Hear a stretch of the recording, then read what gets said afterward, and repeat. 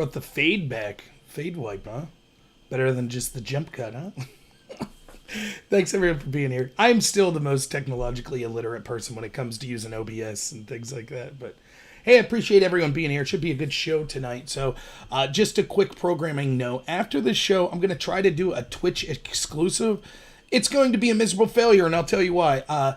My new computer is still not going to be in yet, so I'm still using the same old equipment. But I want to see if I'm able to do Discord chats with multiple people on Twitch, if it'll stream to that platform. That's a good way to grow your channel. I've seen a lot of people doing that, and I'm kind of doing a test run for a friend of mine that I've met, Prime K's, who's a socialist, Black Lives Matter supporter. He wants to start doing collaborative debates like once a month. I think he's really a person, even though I disagree with him politically, really nice guy, seems to be arguing in good faith, and I would love to cooperate with him. But I got to get more familiar with Twitch and how to do the Discord chats and things like that. So I'll be testing that out after my normal show tonight. So if people want to go over to Twitch TV and subscribe to me there, or just follow me. Subscribe implies giving me money. You don't have to give me money. I'll beg for money later, but here's a secret, just the 6 of you watching right now. Don't give me money. Save your money. There's better things. When the other rubes come on, I'll try to bilk them out of some money. Thanks, everyone, for being here. I really appreciate it. So, yeah, Modus, Ford Nation, you guys are the best. Thank you for always being here. So let's just jump right in, right? What's the stories of the day? I think that one of the things that was evident from my discussions when I started to kind of collaborate with other people on the right was I don't think that I am as familiar with guns as a lot of the people that I were working with. Now, I've hunted, I've shot guns, my father-in-law owns a gun shop. I know guns. I own guns, right? But I'm not super into it. I know enough to practice safety with them, to target shoot, to hunt. But that's it. I couldn't tell you the ins and outs. People in my family build guns. They're amazing. They know everything about them. They can tell you the history of firearms. I'm nowhere near that level. And also, I can't claim to be a legal expert on the use of firearms. For example, on my radio show the other day, we had a Second Amendment lawyer come on, and it blew my mind with some of the things he said. What's up, Zopox on Twitch? Thanks so much. For example, I didn't know in my state of Pennsylvania that the legal definition of a firearm does not include long rifles and shotguns. That was something I had no idea. So but I do understand the importance of the Second Amendment. So a lot of these people I collaborated with were really focused on the Second Amendment, which is good, because the Second Amendment is important to the rest of your amendments. If you can't defend yourself, then the rest of your rights go out the window. I think that my material was more focused, even though I talk about that, was more focused on the First Amendment. And I think that sometimes we lose sight. Everyone understands, don't get me wrong, everyone I worked with understands the importance of all of them. But an attack on one's an attack on the other. If you can't have free speech, then you can no longer use your words to defend your right to defend yourself. And if you can't defend yourself, then you can't defend your free speech. So particularly those two amendments go hand in hand. And I do not think it's a coincidence. I know the title of my video said the left. Look, let me give a brief mea culpa kind of explanation here. It's hard to make a title that fits in. You can tell I'm a very verbose person.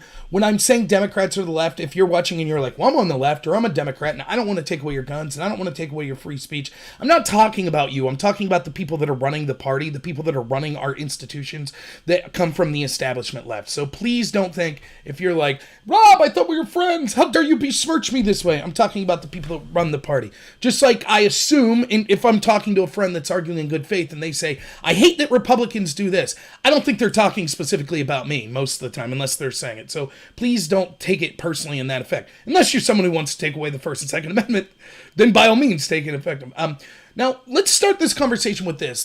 There's so many things that I think is troubling with the fact that our news cycle is so fast, and there's so many incredibly scary things happening all at the same time, that we lose sight of some things that fall within the cracks. So I believe it was Representative Clyburn, who's like basically, without getting too much into specific jobs, basically like fourth in charge of the Democrats in the House of Representatives. And he shockingly was being interviewed. It's not shocking to those of us who have been paying attention. What's shocking is that he admitted it. He admitted that if the Bill of Rights were up for election today, the Democrats would be against it. The majority of Democrats would vote against the Bill of Rights. Your right to privacy, your right to freedom of religion, your right to freedom of speech, your right to defend yourself, all of that, they would be against. And that's shocking. But that was admitted on national television. And nary a word was spoken about it. Nary a word. I find that incredible. And you could see the result of what's going on. Now, a lot of this has to do, these attacks are escalating because I believe the establishment on the left, this has been my contention from the get-go. Why did I vote for Donald Trump? Because he was a potential outsider, and he would show the corruption that was with the establishment. And that includes the establishment right and the establishment left. And so I think the only reason Trump won was because they were too arrogant. They had too much hubris. They believed their own lies. They believed that Hillary had a 99% chance of winning. They stacked the deck against Trump. They assumed they had it in the bag. And they didn't. They will not make that mistake again. They will not. They will cheat. There'll be voter fraud, as we saw the story just out of New Jersey. 4 people arrested for voter fraud. 1 out of every 5 mail-in ballots was incorrect and had to be thrown out. It will be rampant. They will have any sort of smear against Trump and Republicans, whether it be Me Too movement type smears, whether it be accusations of racism, etc. They will try to collapse the economy. They will encourage rioting. They'll do whatever they can. And one of the platforms of that is they will work with their allies in the tech companies to censor conservative voices more and more as we get closer to the election. The only reason I've kind of avoided it, nothing I do gets monetized anymore, right? But the only reason I avoid it is because I'm a small channel. If I would ever start to get inroads, like Carpi Donked them or something, they'll just remove me. They'll say, sorry, we're not going to have someone who's an effective voice for conservatives. Won't happen. It doesn't matter that, have I said any, I challenge you, go to my channel. Have I said anything racist? Have I said anything advocating violence? No, never. I deplore it. But it won't matter. I have all the time I get demonetized for inappropriate comments or talking about sensitive issues. So they'll get rid of me when they want. They'll get rid of all of your favorite independent content creators. That's the point. And it's going to get worse and worse as the election goes on. They're going to come out all guns firing. And so one of the things that's happened is the election of Trump has accelerated the corruption that we see from particularly the establishment and the establishment left. And I talked about this before. Do you really think that Nancy Pelosi hates AOC when they were having their spats? Do you think that Pelosi was like, I disagree with AOC is saying? I don't. I think there's one little disagreement between AOC and Pelosi. They both want sort of a fascist communist regime where they have all the power. The difference is this. AOC and Bernie, you could probably throw into this, they want to be the ones with power, and everyone who has more than them, they want to totally collapse. So when Bernie says, I hate the billionaires, I'm a millionaire, I have a modest lake house. When he says that, like, yeah, his money's good. Everyone with more than him's evil, and they'll pay. That's what Bernie and AOC want. Pelosi wants all that power too, but she wants to allow the Democratic donor, the billionaire class, to keep their power. That's it. That's the only difference. Now, if you're a Joe Schmo conservative, heck, if you're a Joe Schmo Democrat, no power for you. They don't care. They will usher in a communist, fascist sort of globalism where they erode the nation state, where they make everyone dependent on the government, and so we could have this sort of neo-feudalism, and they be in charge. That's what they want. It's just the slight difference of, do we allow the current billionaire class that votes, that donates to Democrats to be part of that, or do we not? That's the only difference between AOC and Pelosi. So the real argument, the real reason that Pelosi had vitriol at some points with AOC, it wasn't that they disagreed. It was that AOC was letting the cat out of the bag. You see, when you're a movement that believes by any means necessary, you don't mind lying to the people that you're supposedly representing. You know how Dr. Fauci came out the other day and said, yeah, we misled people about masks. Sorry, we had to do it to ensure nurses had them. You remember how the architect of Obamacare said, yeah, we had to lie about Obamacare because we knew that's what was good for the people, so we had to lie to get them to endorse it. That's how these people feel. So they're not going to come right out and tell you, yes, we want an authoritarian, corrupt system where we have all the power, where there's a two-tier justice system, where we can silence anyone who disagrees with us. But AOC said that. That's what the Green New Deal was. That's what people like her are advocating for. So Pelosi was like, shh, don't tell the American people what we're really about. Because we're like the frog in the pot. They're just turning up the heat slightly. They don't want AOC to turn the heat up the whole way. Let's leave us boil a little. Well, now, with the 2020 election, thank goodness that Trump was elected, even if I think he's been not as good as he could have been on many, many, many issues, which you've heard me talk about in this channel. But the one good thing that happened was, now we know, there's no doubt, there is no doubt what the Democratic Party and their minions in the establishment are about. None. So where do we start? Let's start with the Second Amendment. These are just stories from yesterday and today, okay? Second Amendment. So there's this couple in St. Louis. Allegedly lawyers, Democrats, allegedly, but it's not really important to the story. In their statement, they endorse Black Lives Matter. They're in a gated community. Black Lives Matter protesters smash down their gate and then start yelling at them. Their claim, which I have not heard this, is they were yelling threats. They said, we'll kill you, we'll kill your dog, we'll burn down your house. I don't know. So we'll assume, for the sake of argument, that that didn't happen, because I can't prove that it did. Nonetheless, the mere act of breaking into a gated community or to a gated house is a violation of personal property. Now, when there are that many people and they're clearly antagonistic and screaming at the homeowners, that is your fundamental right to defend yourself. Now, according to Tucker Carlson tonight, and these people are going to be interviewed on Tucker's show tomorrow, so I can't wait to see what they say. He claims that they called the police first, and the police did not respond. Then they called the community sort of security service. They didn't respond. And so as a final measure, they went and got firearms and protected their own property, which I applaud them for. For this crime, you have district attorney in St. Louis saying that she's going to look for criminal charges for them.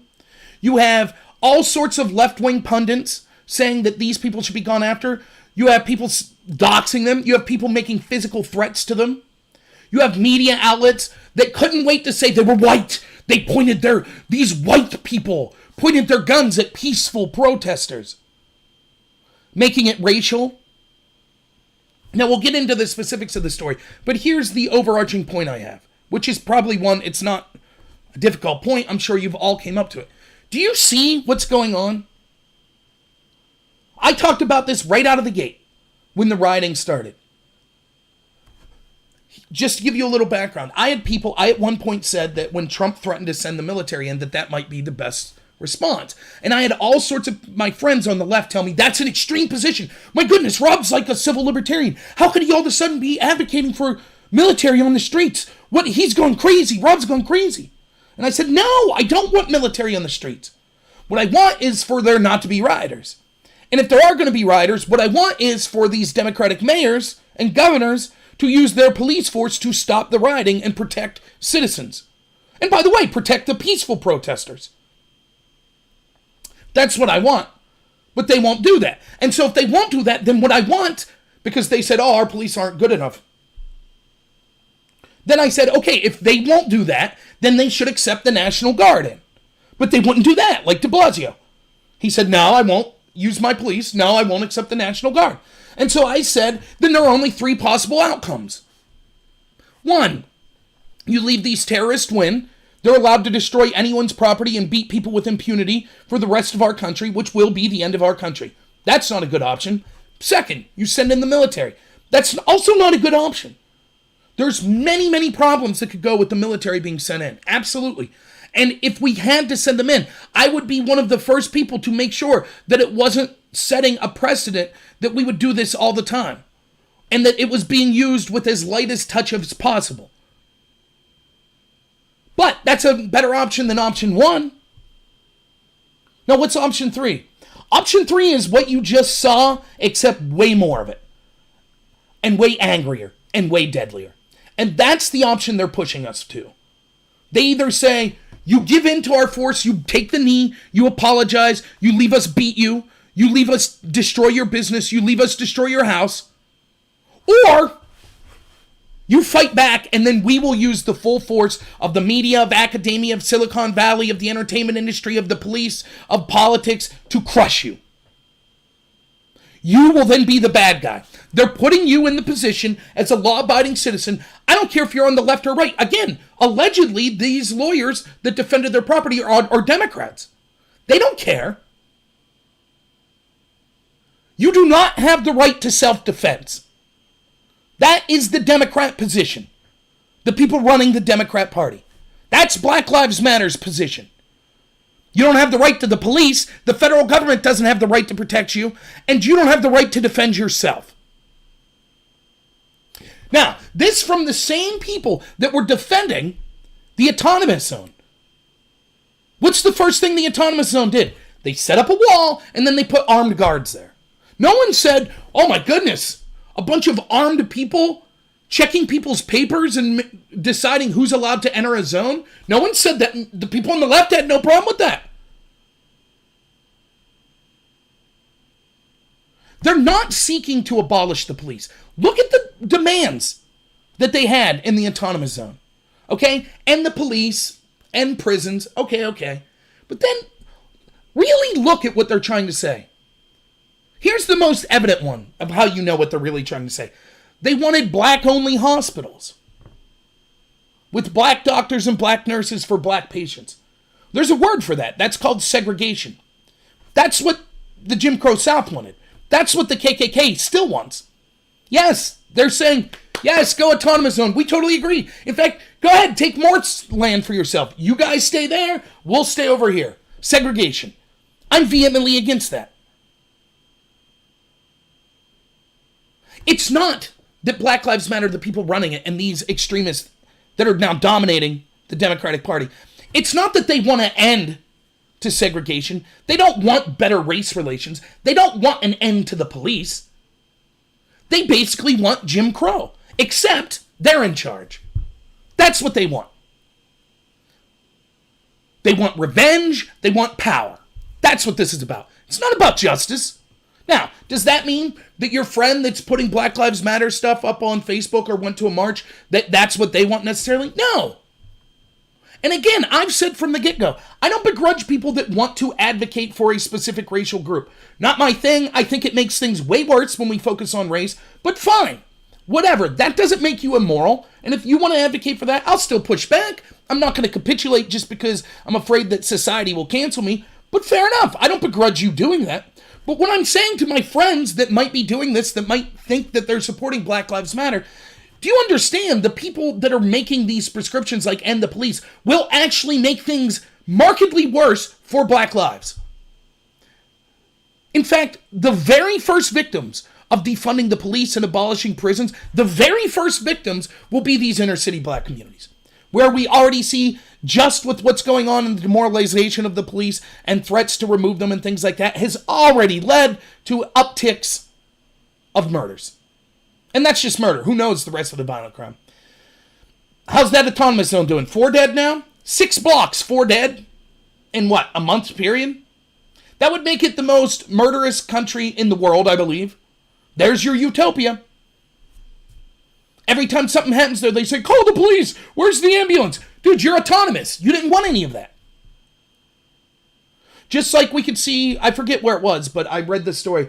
You had all these people on city council voting to eliminate the police, but at the same time voting to increase their own security. It's complete hypocrisy.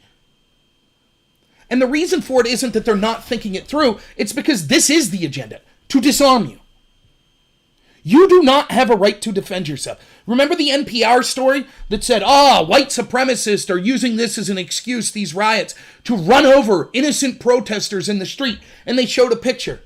Only when you looked at the whole video, turns out the driver was a black woman who was doing nothing wrong, had her car surrounded, had her windows smashed, had a man pull a gun on her, and only then did she accelerate. And then they chased her. And to the NPR, she was the one who was wrong. There was a video I saw on Twitter earlier today where a police officer, I believe in Detroit, car surrounded, someone smashes out the back window, he tries to nudge, like, get out of the way, and they won't, so he hits the accelerator. They're appalled by that.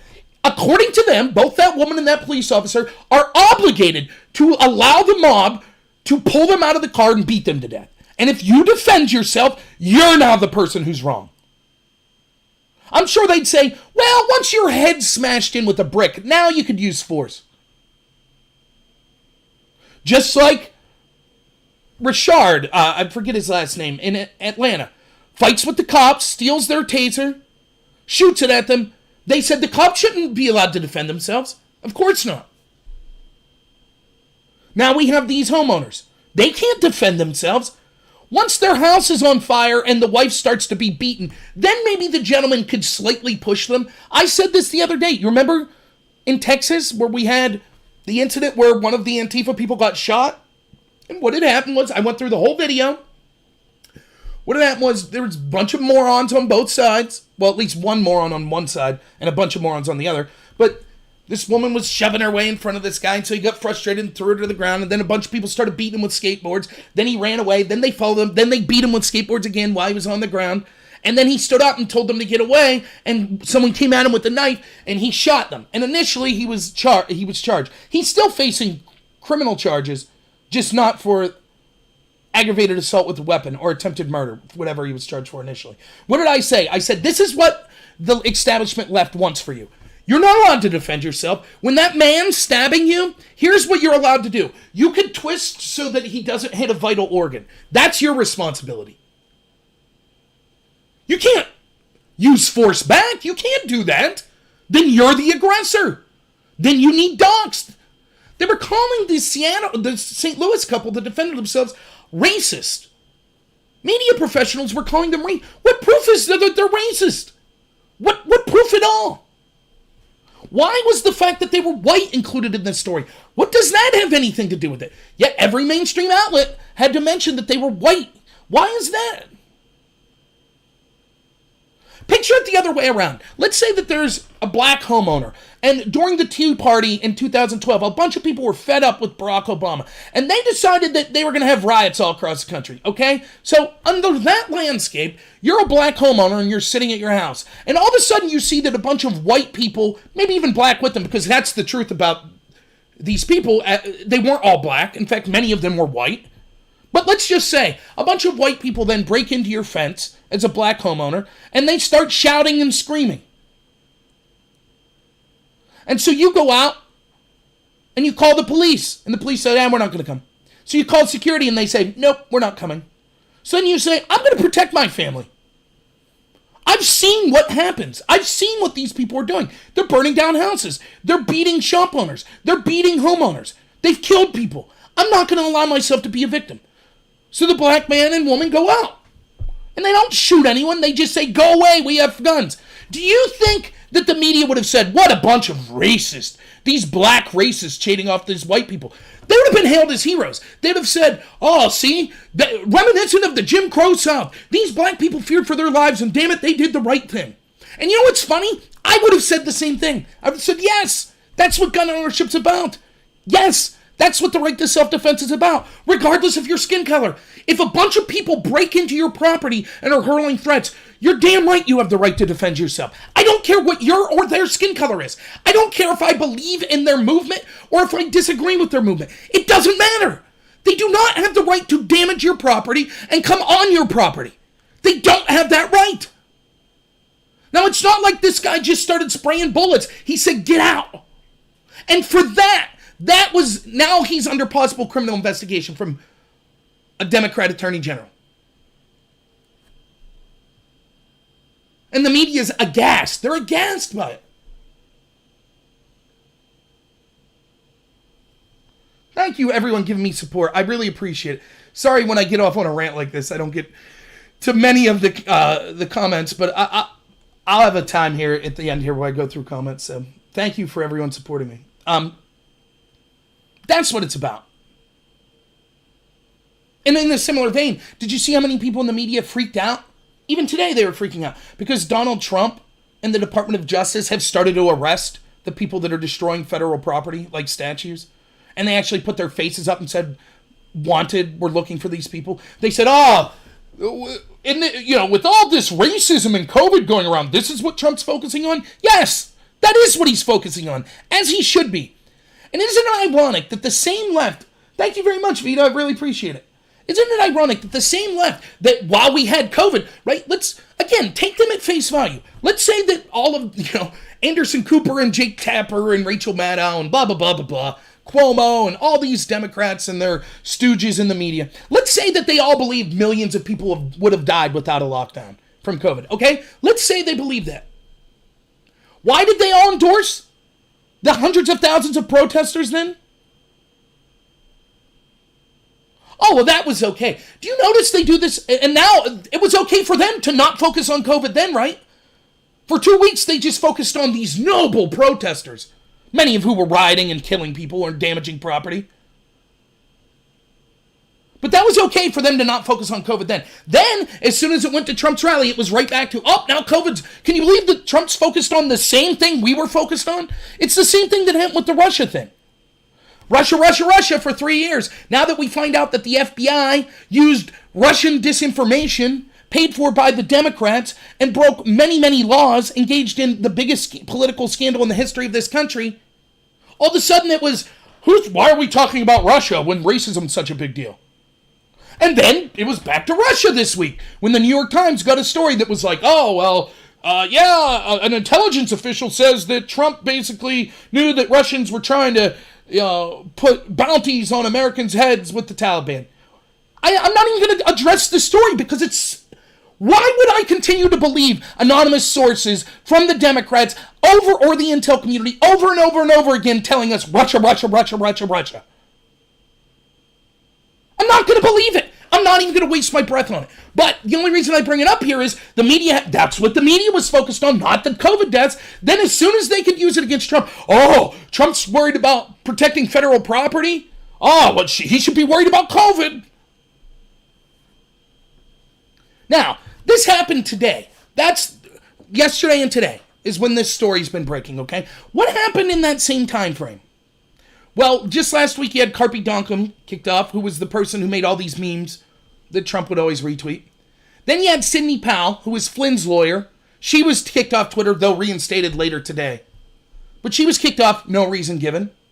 Then you had the biggest Trump Reddit, subreddit, R. Donald. It was removed. Then you had Stefan Molyneux, kicked off of YouTube, who's sort of a conservative speaker. And there was other ones that went on too.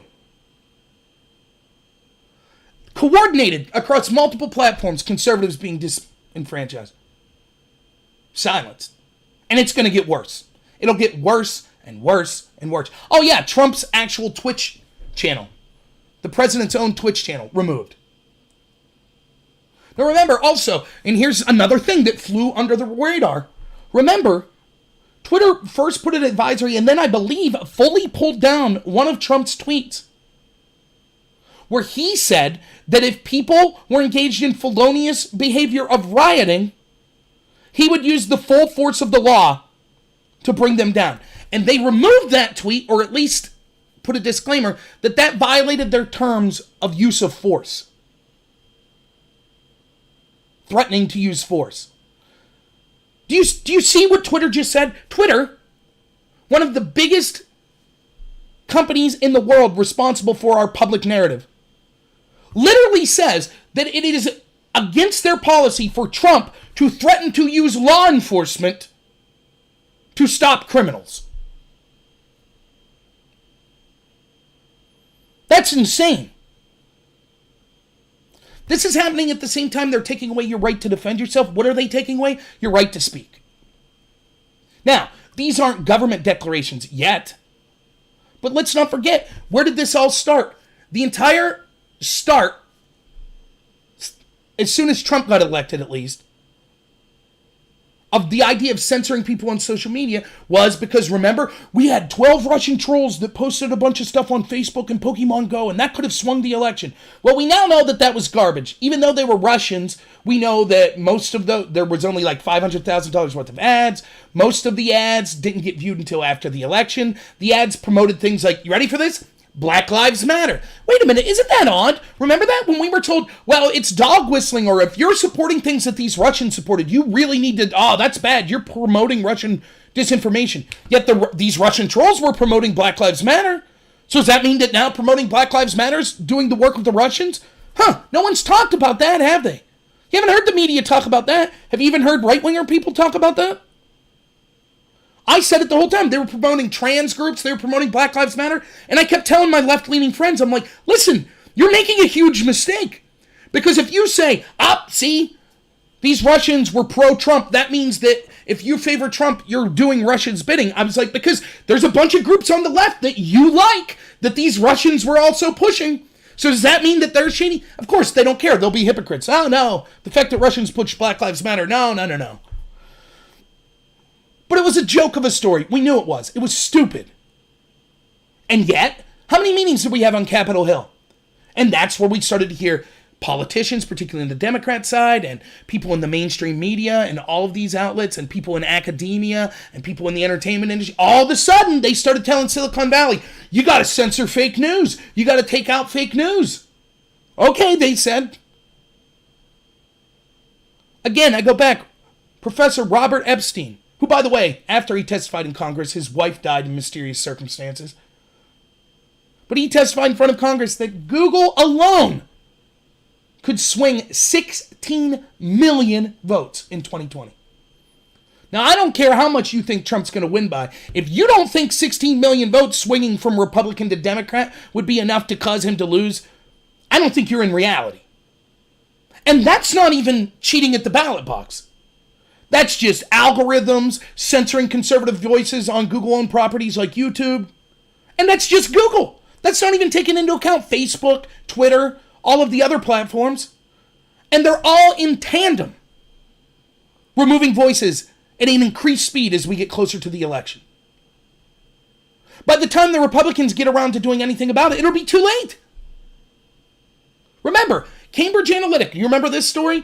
The story was that there was this group that conservatives hired, Cambridge Analytica, and they were going to do research and polling for the Republican Party. And what they were was they put surveys out on Facebook, and then when you did the survey, you consented to give your Facebook information to this company. Then they took that information and got data on potential voters that they were then able to target with ads. Now, this sounds stupid, but this stuff works. So a company took a small portion of Facebook's data and then used that to give targeted political ads, hopefully to benefit Republicans. And we were told that that was scandalous, that was terrible, it was corruption, we needed investigations, blah, blah, blah, blah, blah, blah, blah. Meanwhile, the same outlet that broke that story, I believe was the Telegraph or the Guardian out of the UK, because Cambridge Analytica was a UK group, go back to what they said in 2012. See, Obama didn't pay a group to use a little bit of Facebook's data. You know what Obama's team did? They worked with the CEOs of Facebook, the people running CEO, and used all of Facebook's data. And you know what the Democrats and the media said about that? It's the shrewd new way to do politics. Very intelligent of Obama's campaign. So when Republicans did just a small portion of it, it was corrupt and unfair and needed to be investigated. But when Democrats worked with the people running Facebook to get your data, that was considered shrewd. This is what they're doing. They're using these platforms. They're using the name of, they're private businesses. They can do whatever they want to censor political discourse. I said from the get-go, way back before the PragerU case, I said, this is what needs to happen. These companies need to lose their protections. And they should be treated as publishers and not platforms. Now, I brought this up the other day with some left-wing people, and they said that I was nonsense and blah, blah, blah. And how could a large corporation like Google go through every video and blah, blah, blah. I said, I'm not suggesting that, right? So it's not as if I say something really terrible or libelous or slanderous on my little channel here and they didn't catch it, well, then YouTube sued. But if they're made aware of my comments and they manually review it and then allow it, then they should be held liable. So for example, Twitter was censoring people left and right that they claim were advocating violence. But then one of the people that worked closely with Twitter to get people like Steven Crowder censored was a guy by the name of Carlos Maza, who worked for Vox. Carlos Maza tweeted that he thought that people should use violence and assault, including throwing milkshakes on conservatives, to make sure that no conservative felt safe to associate in public. And then about 3 days later, someone did throw allegedly cement-filled milkshakes at Andy Ngo. And even if they didn't have cement in them, I don't know if that was ever proved, though it was alleged at the time. While they were throwing milkshakes, they physically assaulted him with their fists and weapons as well. Now that tweet was repeated over and over and over. It was reported to Twitter. They didn't remove it. That's what I'm saying. They should lose their protection. If it's pointed out to them that as a publisher, there's something that's libelous, slanderous, or a call to violence on their platform, and they are made quite clearly aware of it, and they refuse to take action, then they should be held civilly accountable. And Andy No should be able to sue them. That's what I believe. And the other thing is, if they're going to act as a political donor, then they should be held to campaign finance laws. You saw this with Trump. They said, oh, Trump, all the media coverage of Trump, it was basically a monetary donation to him. So if that's going to be the statement of the left, then fine. If YouTube and Facebook and Twitter want to just be political entities and political donors, then they should fall under those laws.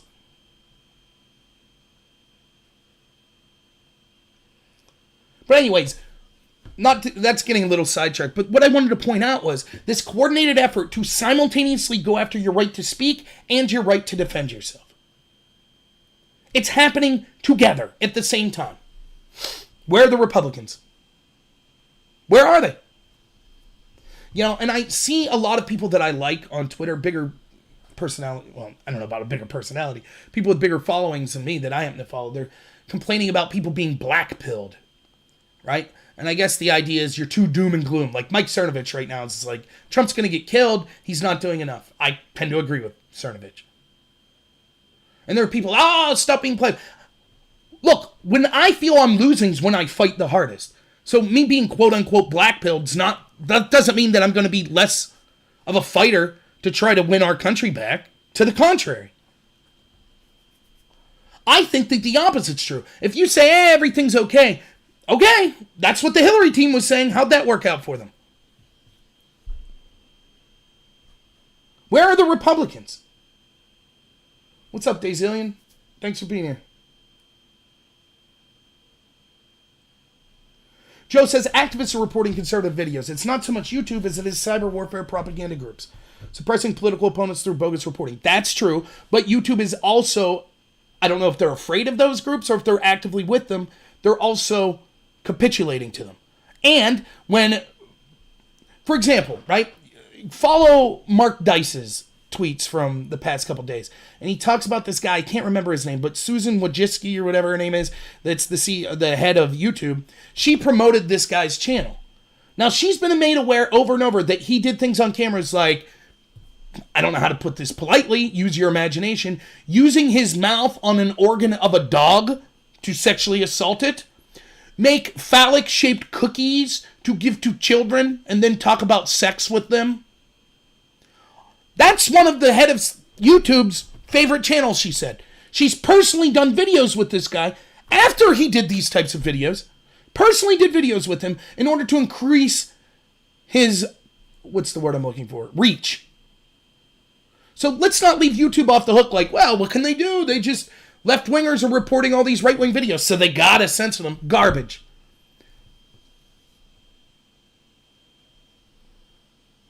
I follow this guy, so not everything I watch is politics.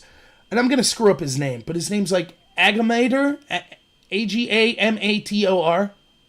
And what he does is he watches and analyzes famous chess matches. And he's got like a European accent. I can't place it quite, but I think it's very interesting. And it's not just famous like in the sense of Bobby Fischer versus, whoever. He does a lot of that.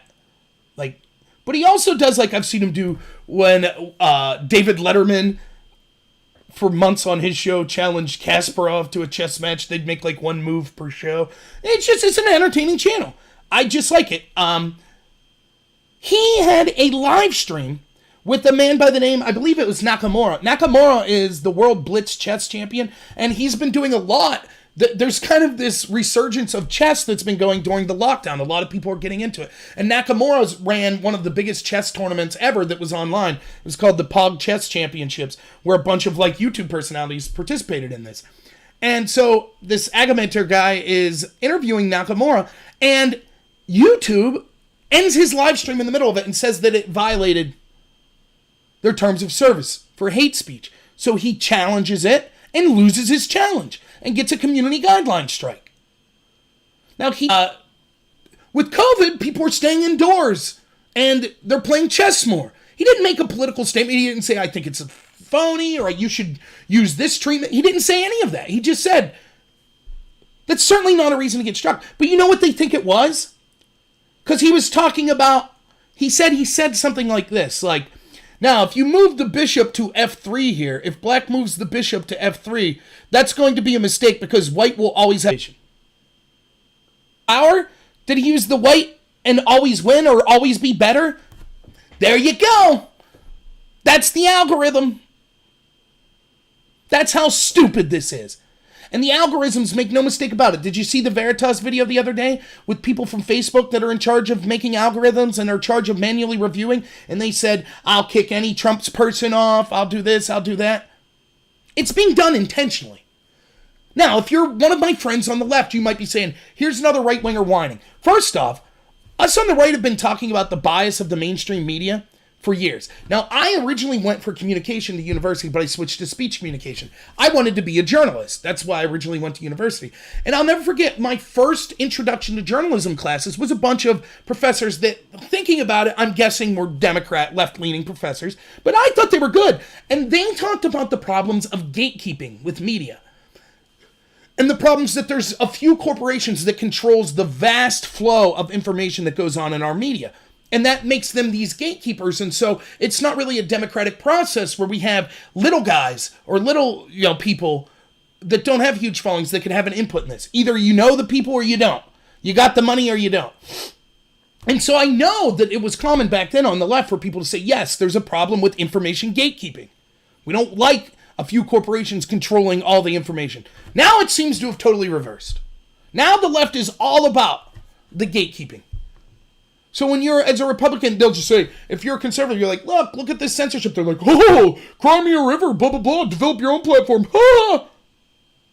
But you could bet if it was the other way around. And you can already hear it. They flip out anyway. It's like, oh, Alex Jones, how dare this company leave Alex Jones on? Oh, did you see Facebook allow people to do this? They allowed a right-winger on? So they're still, and I say this all the time, they're not content just having 95% control over all information. They need 100%. Just like with Black Lives Matter. Every institution in this country of power is on Black Lives Matter's side. Yet they still say, institutional bigotry against us. Because if there's even one group that they don't have total control over, that's not enough for them.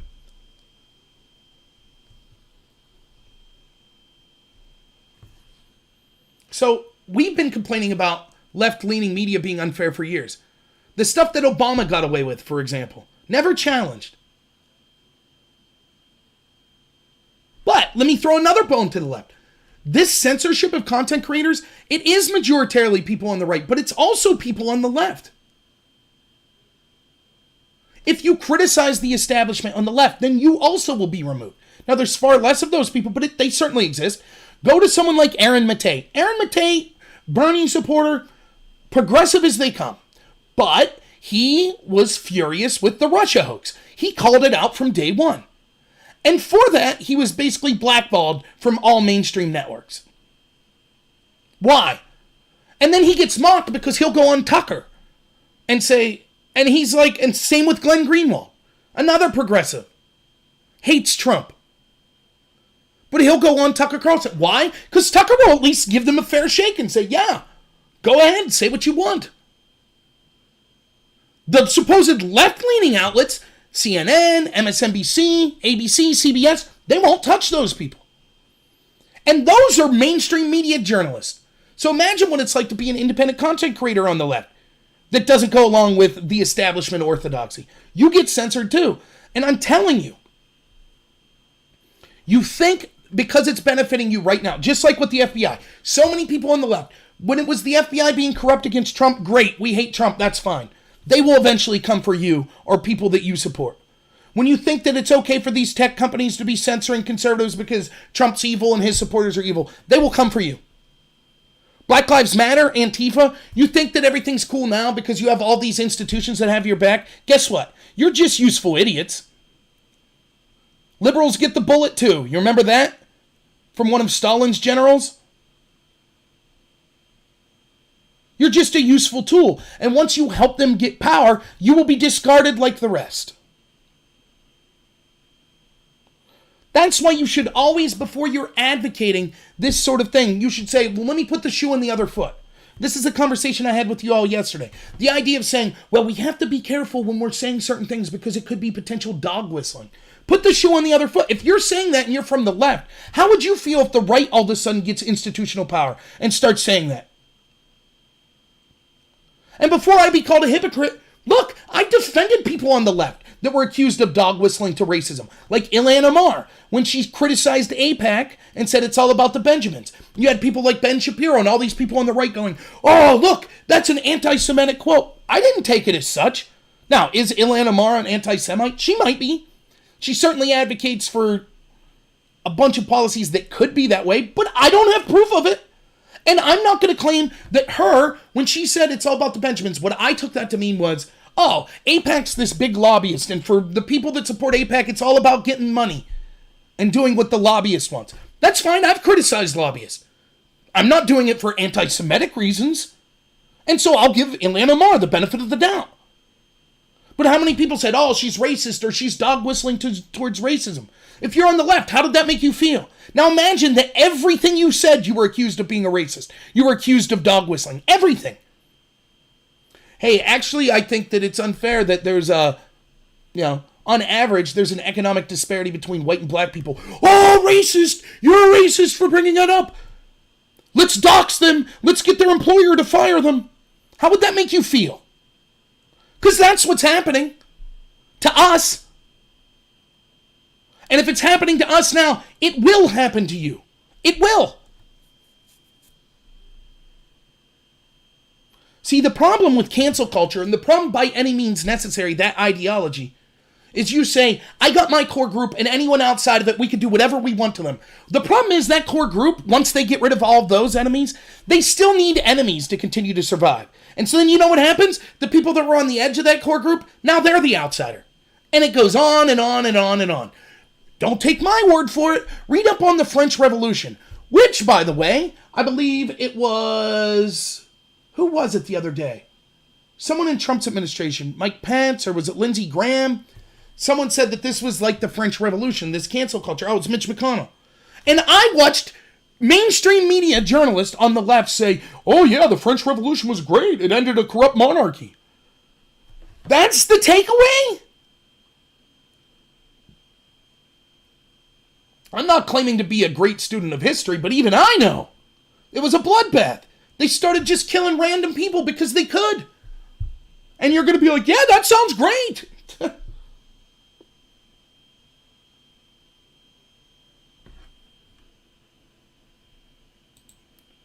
So that's what's occurring. It is the simultaneous... Again, so what did we talk about so far tonight? Clyburn, one of the head Democrats, admitted that Democrats would most likely be against the Bill of Rights if it was voted on today. And in just the past 2 days, we could see almost unprecedented attacks on your right to defend yourselves, the right to have the police defend you, the right to have the government defend you. You have to be beaten. You have to leave the mob destroy your property or you're the bad guy. And we've seen them attacking your right to free speech at the same time. Now look, I understand people say, it's not the government attacking your right to free speech, it's these corporations and blah, blah, blah, blah, blah. The corporations have more power than the government. And if we're okay, if we know that Google is powerful enough now that if they decide to be corrupt, that they could swing 16 million votes, are you really okay with that? By the way, let's say that you're a socialist. Let's say you're a Bernie supporter, right? Or you're a progressive and you have a problem with like the Hillary Clinton type Democrats. You think you're ever going to get someone that Google's not going to have in their pocket? You think that? Or Bezos? You think that's what's going to happen? I keep telling you, when your revolution is endorsed by all the people you claim to hate, you might want to question exactly why that is. You think Jeff Bezos cares about poor African Americans? You think Starbucks does? You think every corporation in the United States that's claiming BLM, you think they care? You think they care about any working class Americans?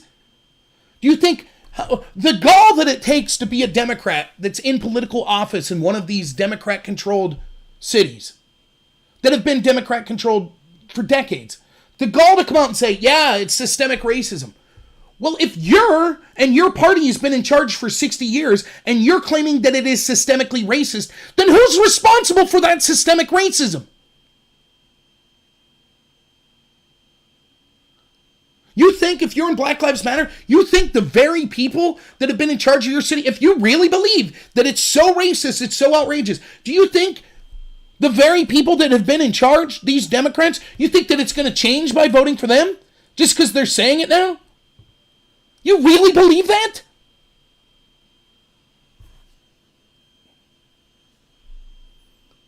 They're intentionally causing this division. They're using you, they're using me, they're using everyone because they want us to be fighting about things like race. That way they can continue to screw everyone over. Consolidate more power for themselves. Again, I can't think of a more fitting example than when we saw Minneapolis burning down. There, one of the buildings that were left to stay was Chase Bank. Why? Because they put a sign in the window that said Black Lives Matter. Chase Bank, which had been investigated for predatory lending to poor blacks in the inner city. All they have to do is virtue signal. That's it. If you watch my radio show here Saturday, Todd Bartley, one of my co-hosts, has done an excellent story on this Myrtle Beach situation. So just a quick rundown of it. I know people aren't really interested in local politics, but quick rundown is in Williamsport, where the radio show is based out of, Little League, that's where the Little League World Series is. Baseball's really big. And so the Williamsport High School baseball team went to this big baseball tournament in Myrtle Beach, which they went to, I think, every year.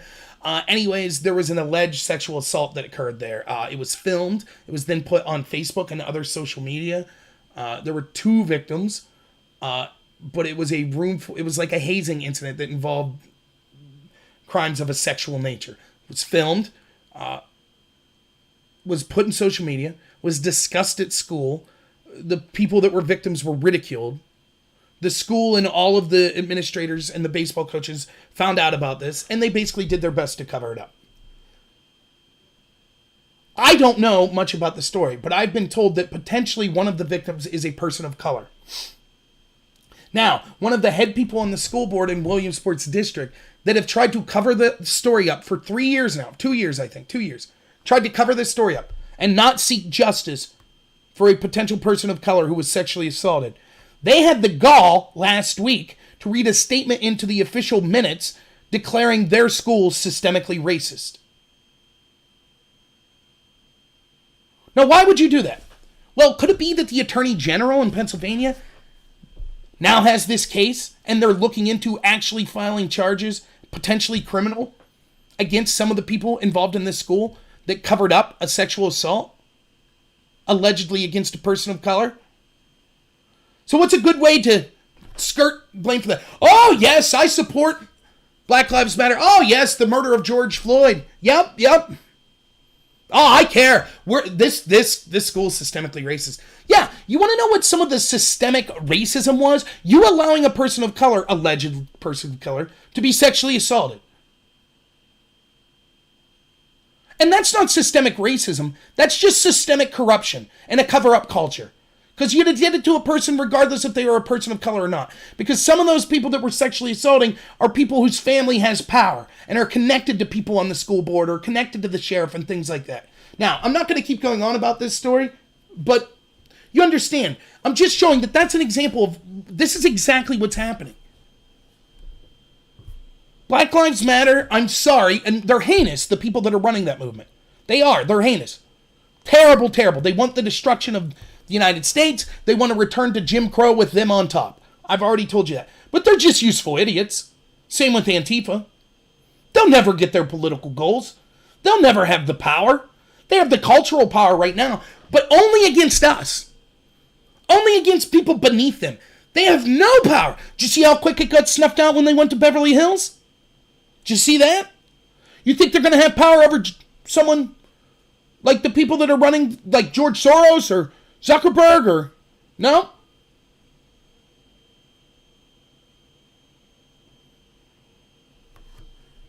Oh, okay, we'll get to audience comments here in a minute, but I did have one thing to show you.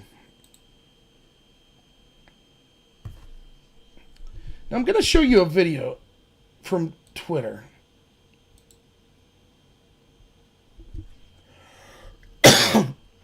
Now let me lay the groundwork for this video. I have no idea what's going on here. I really don't. If you listen to the comments, it sounds like potentially this white man that's holding a puppy is perhaps homeless and confused, or maybe he's just walking down the street. I don't know. He seems like he's agitated and he's yelling at these people that are kind of have him pinned up against the wall. The video, it said holding a puppy while white. I don't know. I'm not speaking to that. Whether this was racially motivated or was it someone that approached them and said, I disagree with your movement. I don't know. But what I want you to listen to is something that occurs at the very end. Okay? So I'm going to play this video. It's not that long. And then listen towards the end. Yeah, we do, actually. It's our street. You have no right to be here. You're not welcome here right now. You're not welcome here. You're not welcome here.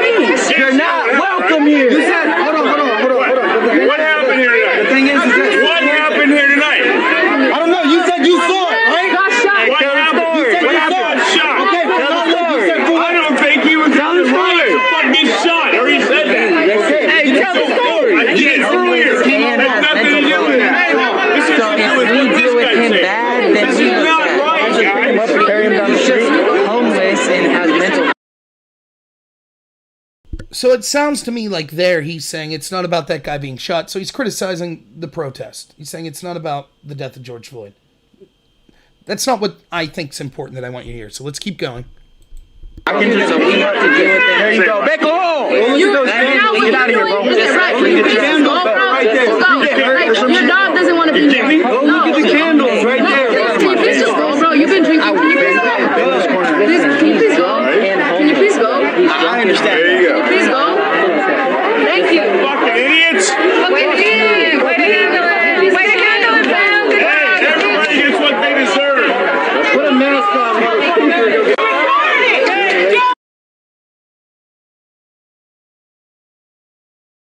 Now notice he leaves. Yes, he's talking trash while he leaves, but he is leaving. And that's common. That's not an excuse for violence. So he's leaving, and notice that they immediately start following him. Now you'll see the end result. And again, the beating's bad, but hey, this is commonplace now. You can find like a dozen videos a day of just these peaceful protesters beating someone. But it's something that's said while this beating's going on that I want you to hear.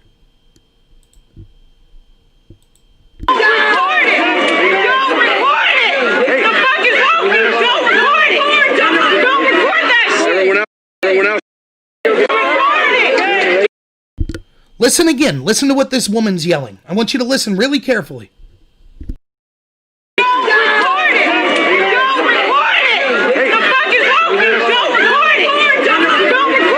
Everyone else is recording it.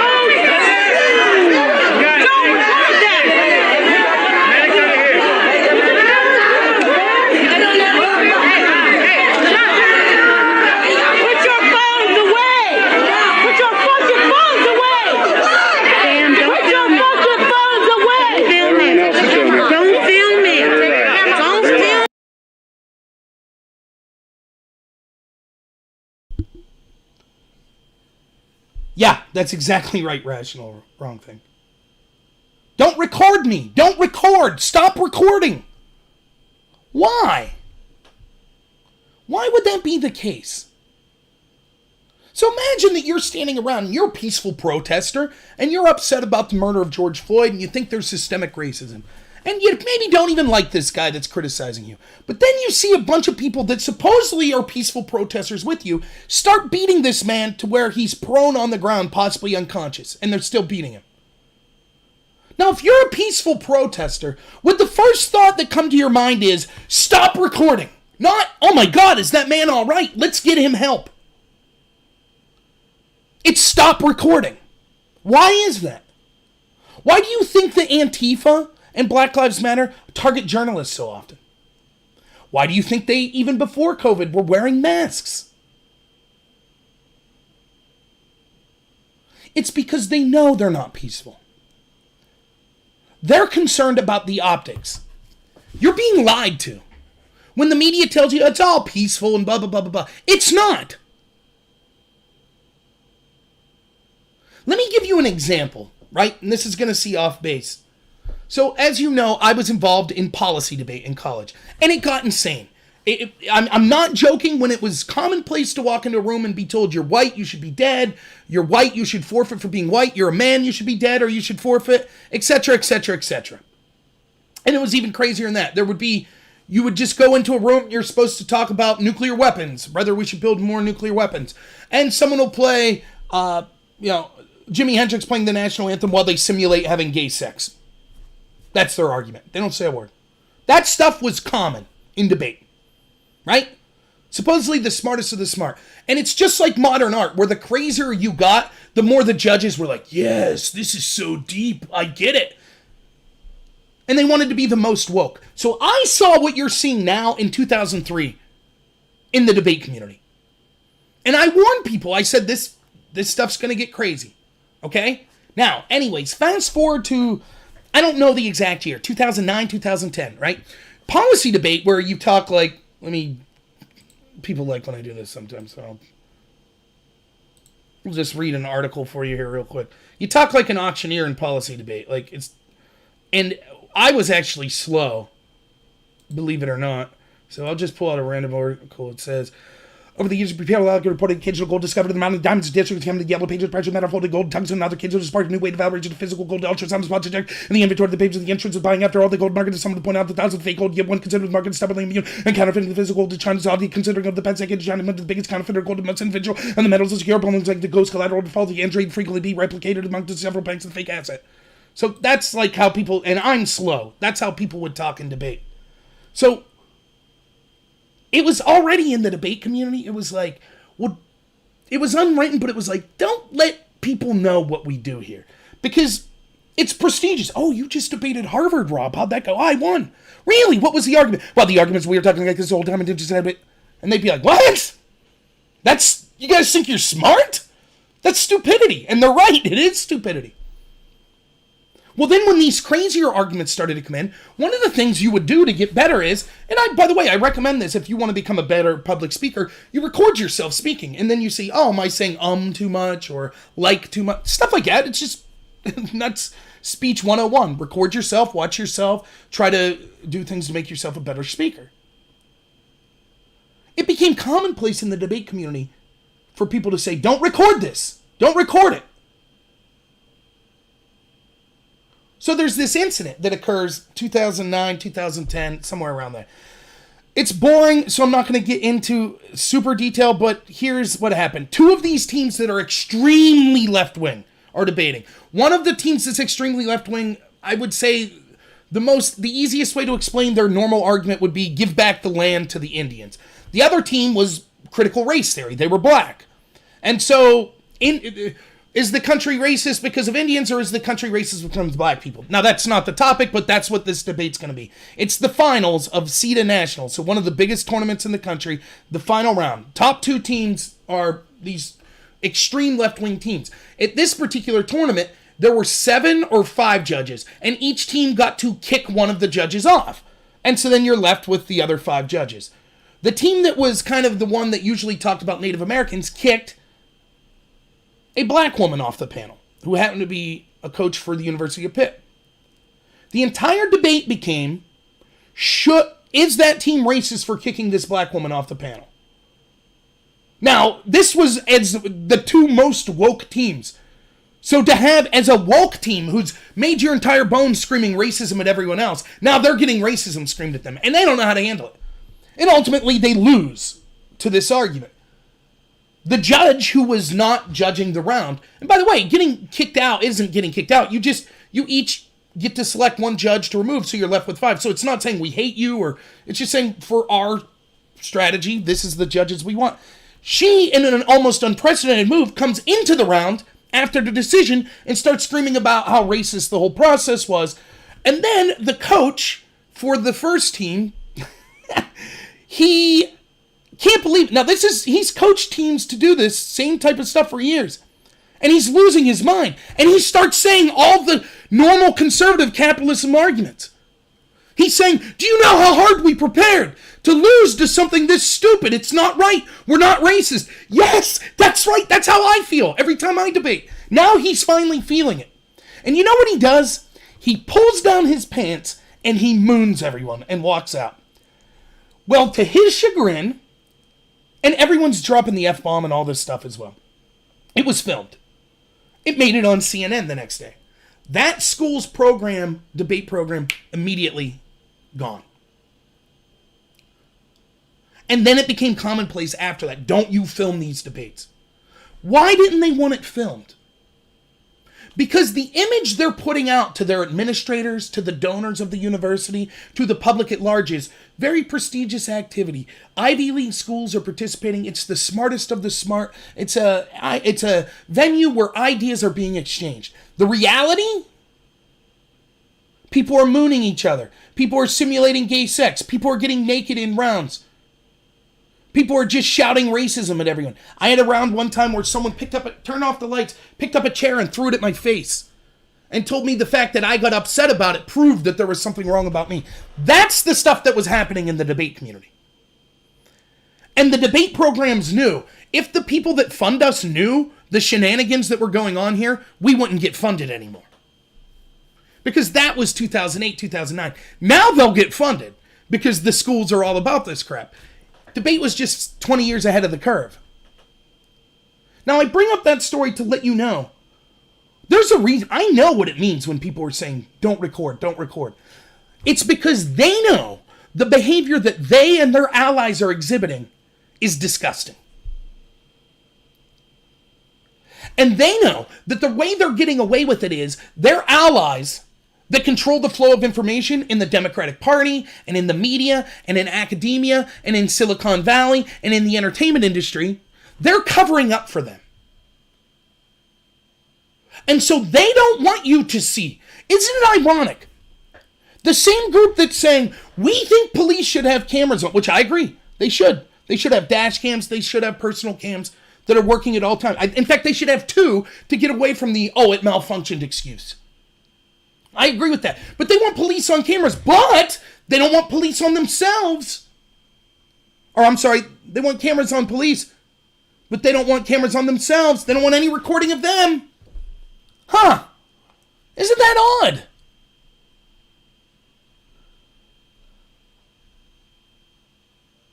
See you, Modus. Thanks for being here. But I just saw that today and was like, yeah, right? And then you're told, we've seen the footage. The people on the ground there, we've seen their footage. It's all peaceful. Did you ever notice this? They'll throw things at the police and they'll spit and they'll do whatever, right? And then when the police comes at them, they throw up their hands. Why? Because then when they selectively show the video, they could say, we were standing there peacefully. We weren't doing anything. We weren't doing anything. We were just standing there with our hands up and they attacked us. It's a lie. They know what they're doing.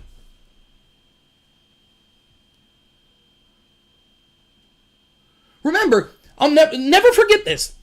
I argued after Charlottesville incessantly because Trump didn't say it was a lie. It was a lie that I've gone through over and over and over. It was a lie that Trump said Nazis are good people. He never said that. He gave 3 speeches, which he condemned neo-Nazis and the KKK by name on 2 of them, and in all 3 said that racial supremacy and racist attitudes have no place in this country.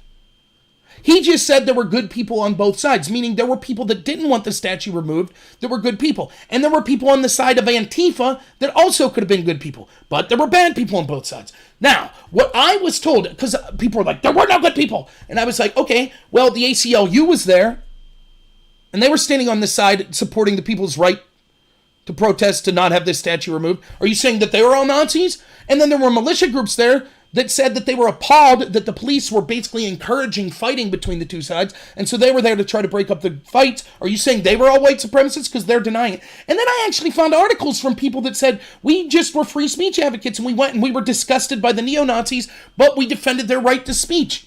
Are you saying that they were racist? And what I was told by left-winger after left-winger was, if you stand on the side of people that are engaged in this heinous behavior, there are no good people. You're not a good person. Okay, fair enough. So then if you're at a peaceful protest watching people beat senseless people, then you can't be a good person, right? Oh, no, they could be good, though. The double standards are amazing.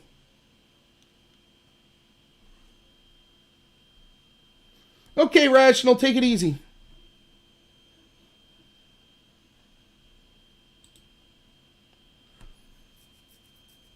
Why do we believe anything? Why do you trust the media? Of course, most of the people watching here don't. But if you're someone that trusts the media, why would you trust them? They lied to you about the Russia thing for 3 years. Not only did they lie to you, we now know it's beyond debate. It's beyond debate. The very inspector general that they requested, Horowitz, criminally referred people because the FBI, he said it was either gross incompetence or corruption, what they did to spy on Carter Page. That's just one incident. The spy on Carter Page. He criminally referred people over it. The person that changed evidence to say the opposite of what it was.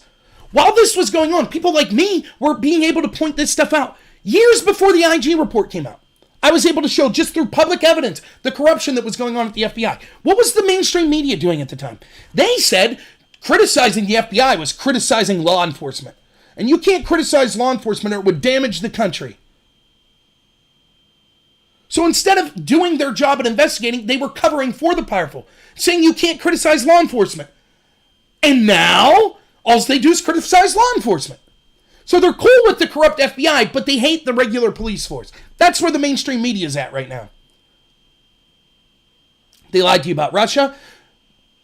They lied to you about everything. We're told we have to trust the medical experts. 5,000 medical experts said, yes, COVID will kill millions. You can't go out to your job. You can't protest the lockdown. But if you want to protest for George Floyd's death, no problem. No problem at all. All the media told us that. How can you trust these experts? The same experts that I told you was ridiculously stupid. Something so dumb only an expert could say, that a mask doesn't help.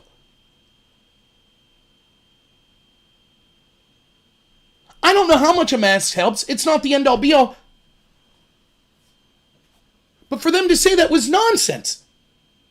Now, there are people way overusing the mask and it's causing problems. You can't have a mask on. Like my wife at work, she has to wear this mask like 8 hours. It's not good. That's not good for her.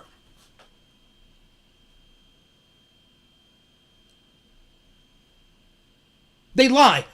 My governor, Tom Wolf, said, he called us cowards. He said people that wanted to reopen their business and go to their grandparents' funerals, we were cowards. And then if we disobeyed his order, he would take away our license if we had a liquor license or another license that we needed to work. That's what he said. And then, 2 weeks later, he violated his own order by marching with Black Lives Matter. There's a picture. Someone's holding a sign right beside Governor Wolf and his photo up. It says, Blue Lives Murder. That's what our Governor Tom Wolf was doing. Now, why am I going to trust him?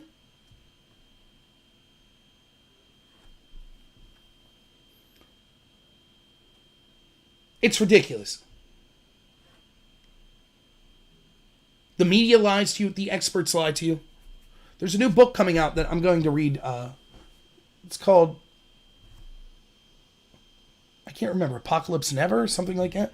Michael Schellenberger. 30-year environmentalist, 20 years climate change activist, admitting that it basically was all a lie. It was all fear-mongering. He won awards for being such a climate change activist. Said that he was afraid to speak up because he would have lost funding and would have been ostracized from the scientific community. Lose his friends. We can't trust the experts anymore. Does that mean the experts are always wrong? No. Can you trust the foreign policy experts that tell you there's never a war that they haven't liked? Can you trust them? Can you trust the climate change experts? How about the COVID experts? How about the political experts that all told you Hillary was going to win in a landslide? Can you trust them? How about the media? Can you trust them? Our institutions are so dominated. I have to trust the same scientists that say COVID could only affect people that are out in public, that aren't protesting with Black Lives Matter. If you're with Black Lives Matter, not only did they claim that, but then they actually said, our contact tracers have been talking to people, and even though the uptick in cases has been primarily people 30 and younger, it had nothing to do with the protest. No, it's because shops were open, that's why. The nerve they have to make that claim. Those same types of experts are the ones that are telling you about climate change. They're the same ones that are telling you about all this other crap.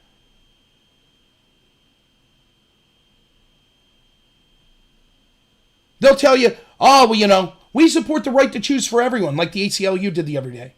Not just women, but anyone that could be pregnant. Nonsense. I have nothing against a trans person either. If you're trans, I have nothing against you at all. But I'm not going to ignore reality. I'll call you the name you want if you're polite about it. I don't care. And I'm not going to go out of my way to be terrible to you or anything like that. But these are the people. We have people in sciences that are claiming there's no biological difference between men and women. And they'll show you papers to back it up. It's a lie. We have economists that'll tell you, oh, we could just spend and spend and spend. We could spend forever. It doesn't matter. That's what keeps the country going. It's a lie. The institutions have been overwhelmed by propagandists. Defund the universities. Defund any media outlet that we're funding like the NPR. Get rid of them immediately. Get rid of the FBI and the CIA immediately. It is time for me and you, the taxpayer, to stop supporting people that want to destroy this country.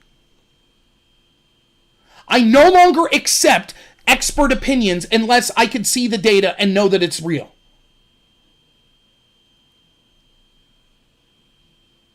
If it doesn't make sense, it's probably not true. Now, am I saying when you go to your doctor and your doctor says, dude, your blood sugar's out of control, you need to cut back, that you should be like, nah, I don't trust the experts? That's not what I'm saying. But I'm saying if it seems like experts are making a political point, if an expert tells you, for example, hey, if you have a fever, you should go to the doctor, that's fine. But if an expert says something like this, it's okay for you to go out of your house and hang out with 100,000 people for a black trans parade. But it's not okay for you to go to church. You should be highly skeptical of that claim. Regardless if they claim, oh, well, our contract tracer said that that's the way it is. They're lying. Okay. So here's the deal. One, I'll do my normal pitch. If you have money, thank you, Vita, that gave money. And I don't know if anyone gave money on D-Live, but thank you if you did. I really appreciate it. If anyone's interested, you could put in the chat. I could dig up my PayPal and Patreon pages, but I don't have it open today, so unless someone specifically requests. You could also email me at rob.nor@gmail and send me something through mail if you want, if you prefer to avoid all those intermediary groups like PayPal or Patreon. But I am trying to get a computer, and I'm going to grow my channel with that by doing a lot more discussions with people in the chat, a lot more debates, a lot more guests, and things like that. So once that new computer comes in, I'll be doing that. Please consider liking and subscribing. Now, what I'm going to do now is I'm going to end this, and then I'm going to go over, I'm already on Twitch, but I'll end this video and then start a new video on Twitch, and I'm going to try to see if I could use my Discord while I'm on Twitch. So what I'm going to do is, I'm going to put first my Discord link in the chat. If anyone would like me to come over and join, and we could talk about politics for a little while. I don't know how late I'll stay up, but how do I invite people? Copy link.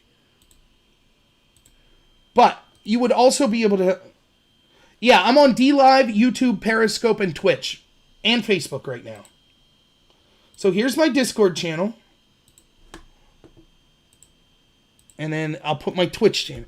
And so the way I've been seeing people do it is they just use their voice channel on Discord, so you could have up to like 10 people live on your Twitch stream at the same time. So that's how I've seen people doing it. So I'll probably only do it 15, 20 minutes, to be honest with you. But I just want to see how bad it's lagging on this computer. That way, when I start doing this in a week or two, when my new computer comes in, I kind of have something to compare it to know if I made a good purchase or if I should send this computer back or things like that. So let me just... Whoop! Sorry, I'm slow with this stuff. So there's my Discord. Oh, thank you for posting the PayPal. And here's my Twitch. So, yeah, consider subscribing on Twitch and registering on my Discord channel. That Discord channel is going to get really big. Also, I do have... you could find me on Spotify. You could find me on iTunes as a podcast. I've been really bad the past 2 months of converting these videos into podcasts, but I swear once I get my new computer in a week or two, I'm going to start doing it. My computer's processing so slow. If I try to convert, it'll take me like 2.5 hours to convert this video to audio and then another 30, 40 minutes to upload it. So I just don't have that kind of time right now. So I won't leave her talk at me into sending it back. Look, I bought a $1,400 or $1,400 computer. She bought a $14,000 car on payments. It's $200 a month. So I feel that I've spent less. That's just a little spouse arguing there for you. But thank you so much to everyone that watched. Like I said, I'm going to be going live exclusively on Twitch TV here in about 5 minutes. And I'll see if I can get this Discord stuff working. So you could actually join in and talk to me if you want, if I get that working. So thank you so much, everyone. I'm humbled as always. Stay safe. If I have to take one thing from this, it's remember, they are trying to encourage a civil war. They're trying to take away your right to defend yourself and your right to speak. And they want you to act violently. Stand up for people you see being bullied and abused into losing their voice and their right to defend themselves. Don't be afraid to speak because you're afraid that someone will say that you're a racist or you're a bad person. Cowardice and giving into this mob never, ever, ever works. So stand up for yourself and support people that are trying to stand up for you. So thank you so much, everyone. I really appreciate it. I'm humbled by every one of you that listen. I really am. I'm going to be on Twitch TV here at that link that I just posted above here in just a couple minutes. So feel free to join me over there if you want. So thanks so much. And as always, have a good one. Oops, I didn't have my end. There we go.